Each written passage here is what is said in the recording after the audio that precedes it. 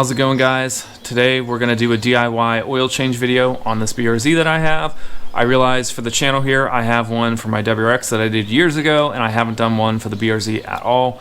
So let's get going to what supplies you're going to need. First off, you're going to need to source yourself an oil filter. So here I have an OEM one. Just use OEM. They're actually really well built, these black ones, so there's no need to get an aftermarket one or anything like that. And the other thing you're going to need is, or the other thing you should get really, is a crush washer, just a replacement one from Subaru. They're like $2, or you can order a whole bunch of them at the same time. I grabbed this one, it was like a couple cents literally online with the filter. They had a deal going on, so I grabbed that. And then I grabbed some 0W20 Motul oil. This is what I use in both of my cars, and I prefer it. I think it works pretty well. It's protected my WRX, so when we're hammering on our cars at autocross, this is what I prefer to have in there. So you're gonna need a big 5-liter jug, and you're also gonna need a little bit out of this 1-liter bottle. It's unfortunate that you have to do this, but you have to get the 1-liter bottle because you're gonna use probably like, a third of it, I think. So you gotta get this one. Okay, so the first two things we're gonna do up here is just make sure you can get your oil filter off. I've worked on this car multiple times and I've changed the oil myself multiple times, so I know that this is gonna come off pretty easy. But if you have yet to do this on your vehicle and maybe you bought it used or it's even a new vehicle, just make sure you can get this off. Make sure some dipshit at the dealer or at some Jiffy Lube place didn't ratchet it on like super tight. You should be able to spin them off by hand pretty easily. And obviously make sure that you can get your dipstick out. Obviously that shouldn't be stuck, but just make sure everything's functioning up here. You don't want to take the oil out and then not be able to get oil back in or not be able to check it. Alright, so after jacking up the car, you actually don't need it that high off the ground, and obviously you're keeping the wheels on, so I don't use jack stands or anything like that. But just slide underneath here and get to the oil drain plug. Mine is a 15 millimeter actually, and the stock one is going to be a 14 millimeter, so just keep that in mind. I got my pan underneath here, and I'm going to crack open the oil drain plug here, and it's not going to take a lot of force. Like, that's literally all the force that it took. And I don't have anything else underneath this, I just have the pan here, so I'm going to be careful when I pull this out. I'm actually going to hold this up here. I'm going to twist out the drain plug here, and pull it out and hopefully not splash it everywhere. Of course, it's a magnetic one, so it got stuck to the tray a little bit. I mean, the oil pan down there a little bit. Okay, so I took the drain plug bolt out and I just cleaned it up a little bit with a rag that I had here, and I took off the crush washer that was on there. It's all crushed down, so we're gonna get rid of this and not use it because it's probably not going to seal that great. It's not going to seal properly, at least. I'm going to grab my new one here, which is unused. There's going to be a flat side, and then there's going to be like a concave side, right? The concave side is going to go against the oil drain pan, and the flat side is going to go on top of here. If you have the stock one, it's not going to have a magnet on it, but this one does have a magnet, so I got to kind of force it down on there. So there you go. This is all set and ready to go, and we're going to put this back in a little bit. Okay, the next thing I'm going to do is remove the old filter that's on here. I'm going to have a rag handy. It's probably not going to drip or run or go anywhere. There's actually a little cup kind of thing here that catches all of the oil on these newer models, these newer Subarus. So there shouldn't be a ton of oil in here. I'm not expecting a lot, but I'm going to remove this. I'm just going to pull it up here, and you can see like nothing dripped out of it. So here's my old filter, and I'm just going to discard of this and get the new one ready. Personal preference, but I tend to take a clean paper towel and I go on here and I just kind of like dab around here really lightly to get rid of any of the excess oil or any dirt buildup. You kind of want a clean seal down there, so just make sure there's no big chunks of like carbon or oil buildup or dirt or anything like that. There really shouldn't be, but just make sure. So you can see here on our new filter, there's actually a cover on here, and that's actually neat because on a lot of aftermarket filters, there is no cover on there. There's no plastic cover, so dirt tends to get in there. So I'm going to take this cover off, obviously. It should come right off. And the next thing we're going to do is lubricate this seal a little bit, another good practice to do. Alright, so I got a little bit of oil on my hand. I'm just going to put it on the rubber seal here of the filter. You don't need a whole ton. And on these filters, because we're going to be placing the filter down, you can't fill it up with oil. Typically, if you were doing this on a car like a WRX that has the filter underneath, the older WRXs, the EJs, you could fill these up with oil, but here we can't do that. So we're going to get to that later. There's actually a trick to getting oil in here before you start the car, so we're going to do that as one of our last steps before we start it up. But now that we have a clean surface here and we have our new filter and it's all lubed up, we're just going to put it on here, and this should go on like super easy. Like literally do it with like 2 fingers and just spin it on real quick there. And then once it makes contact, this is another key that people screw up all the time. Once it makes contact on there and you can't spin it freely anymore, just give it a little, like, it's like a quarter turn, half turn. I'm sure there's like some type of torque spec or something on this, but you know, you want it tight, you know what I mean? But you shouldn't be cranking down on it. It should just be, you know, sitting in there pretty well, and that's actually going to give you the best seal there. I haven't noticed a whole ton of leakage issues on these because they actually sit like kind of upside down, whereas in the old EJ engines, when they used to sit like a cup, you would actually have oil leakage if you kind of jammed it on there, or if you didn't put it on tight enough either. It's got to be kind of like somewhere in the middle.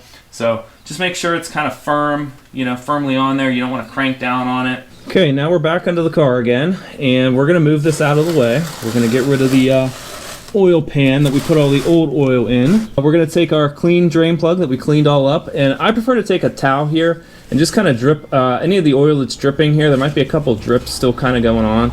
I just tend to clean that up a little bit. And then the next step here is getting your oil drain plug back on. And since this one's magnetic, it's going to tend to try to stick to the pan.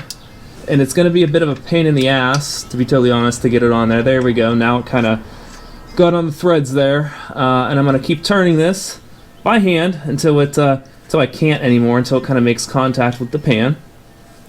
And by that point, you can actually take your towel here and clean everything off. It should basically make a seal for the most part, enough that it's not going to be dripping out, at least. And then I got my 15mm wrench, or socket really, and again 14mm if you have a stock bolt here.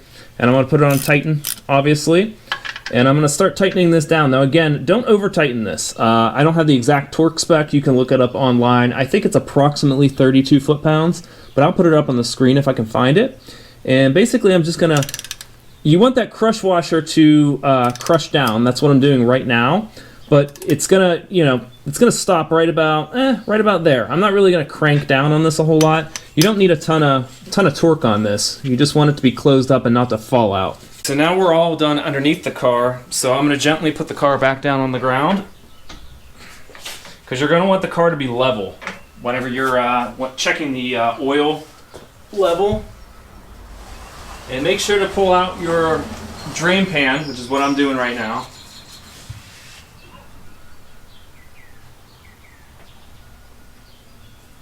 Okay, so the car is back down on the ground. I'm just going to make sure that this is on there. I know that there's no oil in the car right now. Okay, so you're going to take off your oil cap right here. And again, probably at the beginning, I probably should have popped this off and just made sure that I could get it off. So if it's your first time doing this, make sure that this isn't stuck. I've had them get pretty stuck over time, but I've worked on this car a bunch, so I know mine's not going to be stuck. So I'm going to take that off, and I'm just going to set it up here. And I'm going to take my oil funnel, and you can actually position it right here. If you pull up this AC line just a hair, you can set it right in there and it's not going to go anywhere. Now we're ready to fill the car back up with oil. So I have my big jug here to start. Obviously, make sure you didn't pick up a different jug. I have a lot of Motul products sitting around here.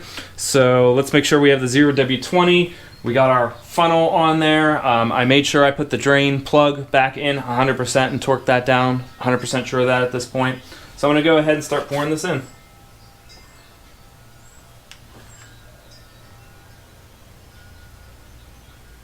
And you're going to want to put this whole bottle in, but you'll probably see me stop about 3/4 of the way and just kind of double check it, but you don't really need to. You're going to be putting 5 liters in. I forget what the actual oil capacity of this car is offhand. I'll put it up on the screen if I remember to do that. Okay, so we've got most of the bottle in here. There is some still left in here, but I'm still going to check the dipstick. Again, you probably don't need to do this, to be totally honest. If you measure everything correctly, you shouldn't need to do this. But I'm just going to pull the dipstick out. And I'm going to double check that there should not be anything on here.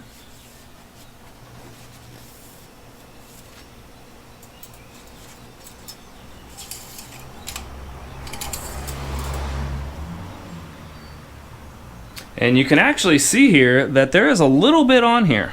There's a little bit on the end of it.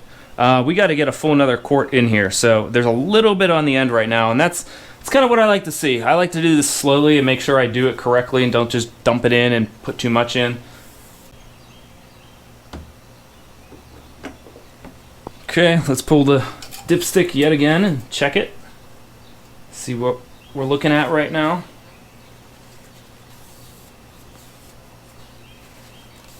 Always clean it off first, especially when you're adding oil like this. Sometimes it can slosh around in there depending on the engine. This one not so much, but I've noticed with my WRX the dipstick is closer to the filling point, so it will run down in there and screw with your reading a little bit. But I'm going to stick this back in, pull her back out. And you can see we are right up to a little bit under the full dot here. And also keep in mind that we do not have oil in the oil filter yet. So we definitely want to get it up to at least that dot.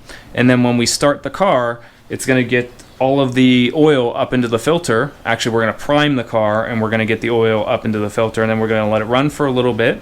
And then before even driving it probably, we're going to check the total that we have in the car. Alright, so I got my little bottle here again, just checking I got the same 0W20, and I'm just going to put a little bit in, not a whole lot. And I'm going to check it again. And you can just kind of see that we've just made it up to the full dot right here. Now, of course, the engine, again, is not going to be completely full, but I'm going to leave it right here for right now because it's got to get oil in the oil filter. So we have all the oil in the car. I made sure to double check that the oil filter is on there and tight. I put my oil cap back on, and I even double checked the drain bolt to just make sure that is all good. Made sure I didn't leave any tools or anything underneath the car, and obviously the car is on the ground. So now what we're going to do is we are going to prime the oil system and the oil filter.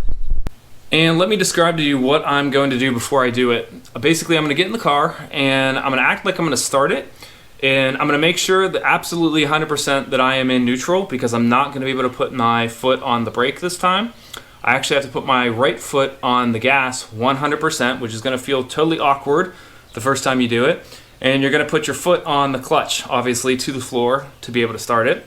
And then you're going to try to start your car. And it's not going to start because it's not going to be able to, it's going to tell the ECU not to put fuel into the system. The injectors are actually not going to fire. So it's going to create spark, and it's going to turn the engine over, which is what you want to do. And that's going to slosh oil around in there, which is what you want to do. And it's also going to prime your oil filter. So we're going to do that no more than about 10 seconds or so, just to get everything in there.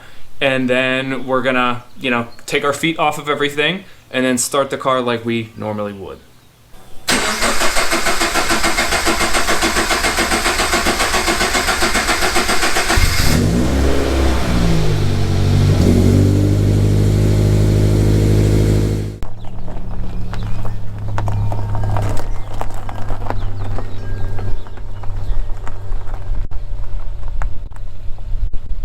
Okay, so I just got back from driving the car around. You can hear it's clicking. It's very hot right now. We got it up to temperature. And I'm going to check the oil level. I expect it to be a little bit low, and then we're going to add a little bit to it to get it up to the full mark. Okay. Let's clean it off since it was just driven, so we get a correct reading here. So you're not going to be able to see this because it's new oil, but it's right about there. It's underneath the full marks. We lost, I don't know, maybe like a fifth of a quart or so, maybe a fourth of a quart. So we're going to add a little bit more in to get us up to the full mark. And I'm probably going to do that actually whenever the car is cold, whenever everything is cold with the car. It's perfectly fine to drive right now as it is, but since we're going to be racing and autocrossing this car, I'm going to absolutely make sure that we're up to the full mark, if not like a little hair over, just for some extra safety. So I'm going to let the car cool down, do some other things to it, and I'm going to come back and fill it up till it's right up to the full mark there, and just make sure you don't grossly overfill it. Make sure you are reading this dipstick correctly. There's actually like a cold, I don't want to say a cold side, it's like a better One side's going to read correctly, the other side won't. This side's going to have stuff sloshed all the way up on it. Make sure you're reading only the side that is actually facing the engine on this car. Make sure, because it goes in at an angle, right? So you want to make sure you read that, make sure it's up to the full mark, then you're done, you're good to go.